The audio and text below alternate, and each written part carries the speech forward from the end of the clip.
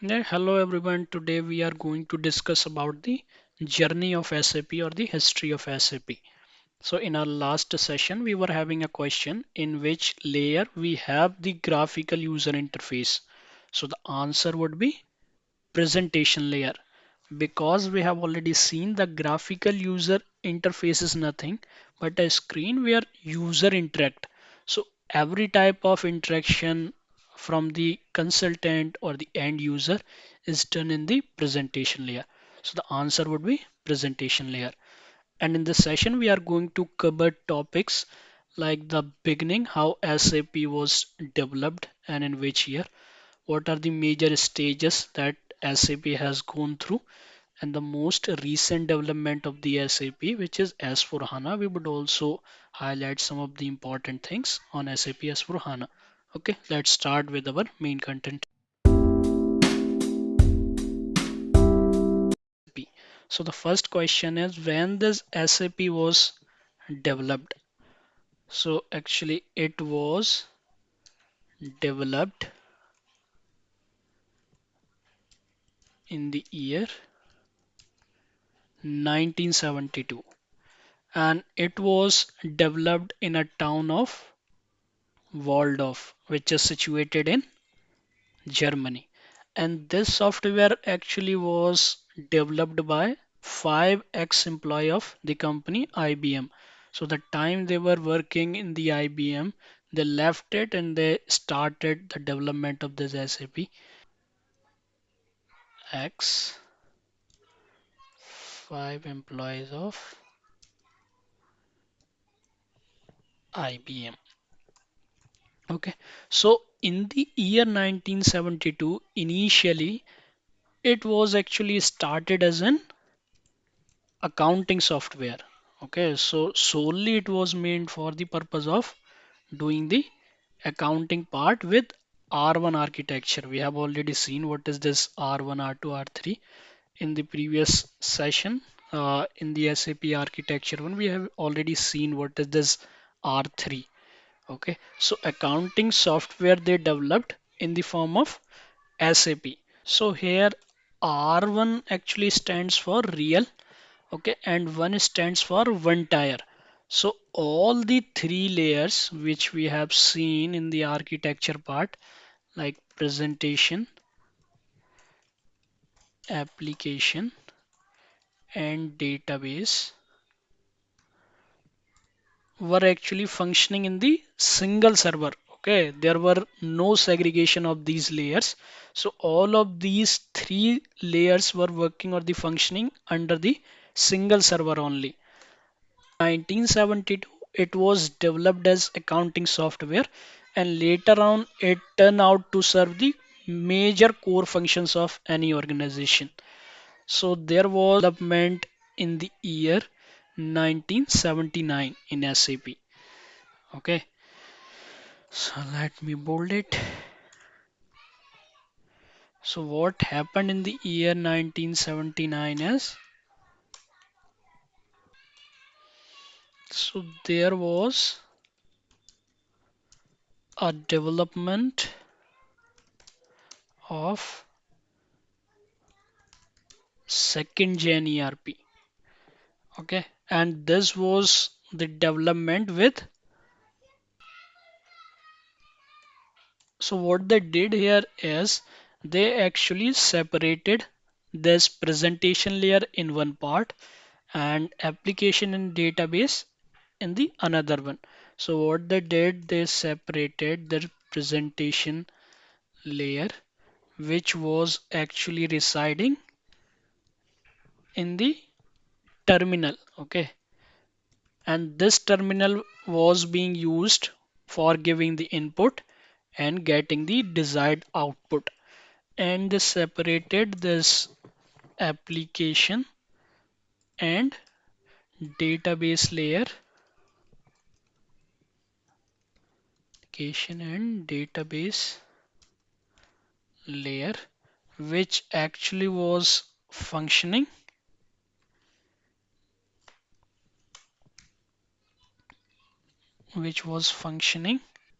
on the mainframe system. So actually there was this segregation into two part of these layers. What was happening here is they were giving the input in terminal, okay, and then the this input was going to the mainframe where the application and the database layer were residing. Okay, this is how they were working. And another important development was of year 1979 was the introduction of modules like FI, CO, MM. Okay, so these were the modules which were actually introduced in the year 1979. Now another evolvement of SAP was done in the year 1992. So in the year 1992, what they did, they introduced actually what we have discussed R3. So they introduced R3, also known as three-tier architecture, where they actually segregated this presentation layer, which was used for the interaction by the users, where SAP GUI exists, and then the application layer where processing was being done, and then the database layer which is storing the data and helping you to retrieve the desired output. So this actually development of year 1992 was the foundation to ECC, which we are going to see in this session only. What is this ECC?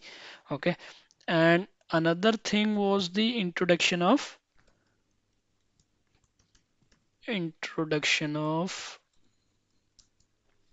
the integration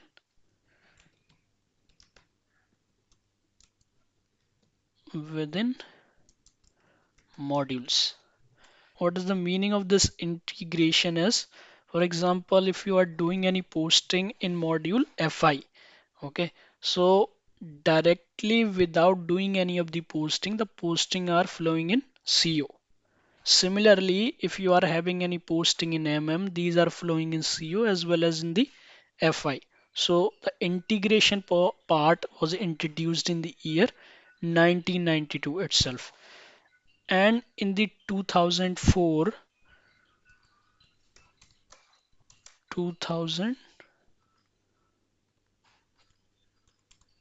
2004, this R3 architecture was basically renamed as ECC. So ECC, it stands for Enterprise Central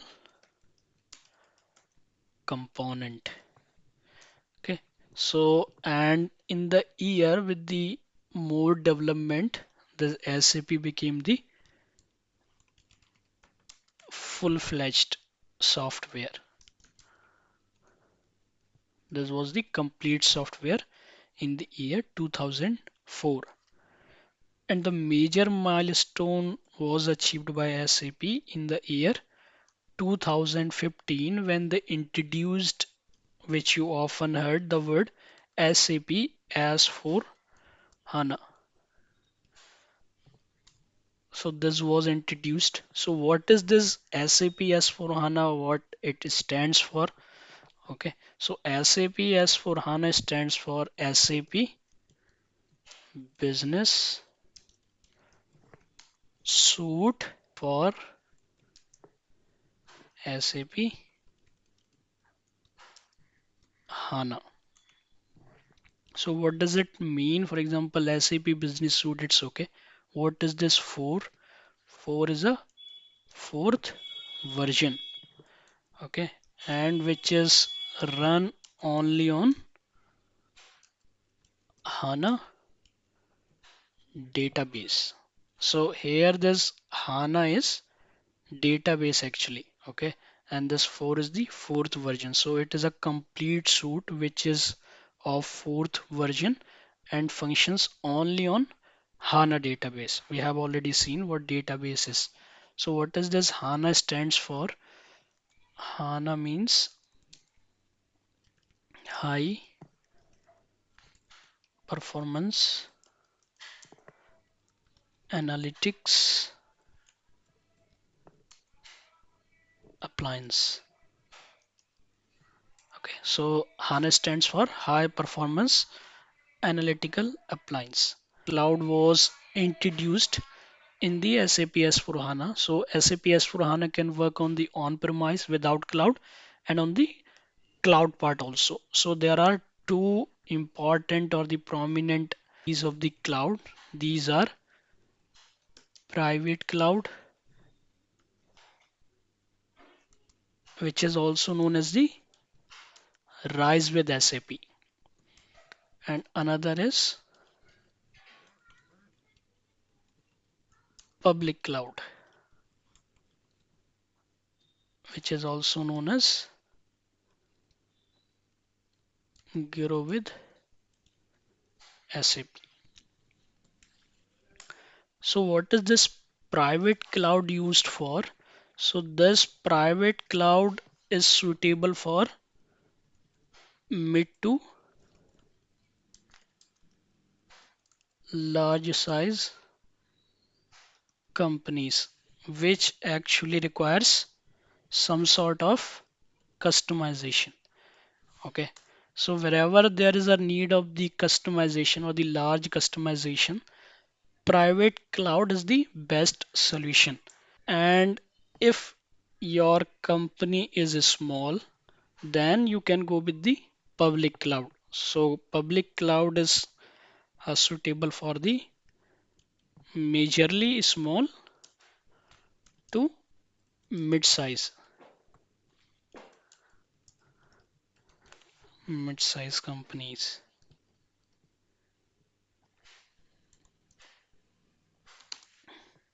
Okay, and there is low or no customization.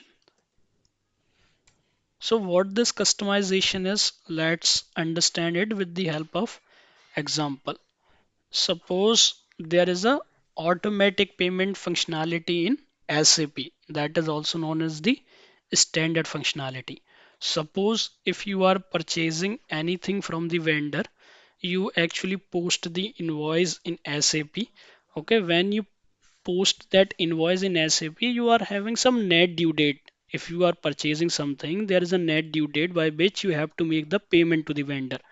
Okay, when you reach that deadline or that net due date line, okay, or the date, then what you do, okay, automatic payment you run in the SAP, which actually generate the file, and the file are sent to the bank, and bank finally make the payment to the vendor and deduct the amount from your bank account. So this is the standard functionality. Now corporation or the company is coming that's saying they want something customized. For example, vendor is saying if you make the payment within 3 days, okay, once you post the invoice, okay, or the after getting the good, once you post the invoice and make the payment within 3 days, we are going to give you the 10% discount.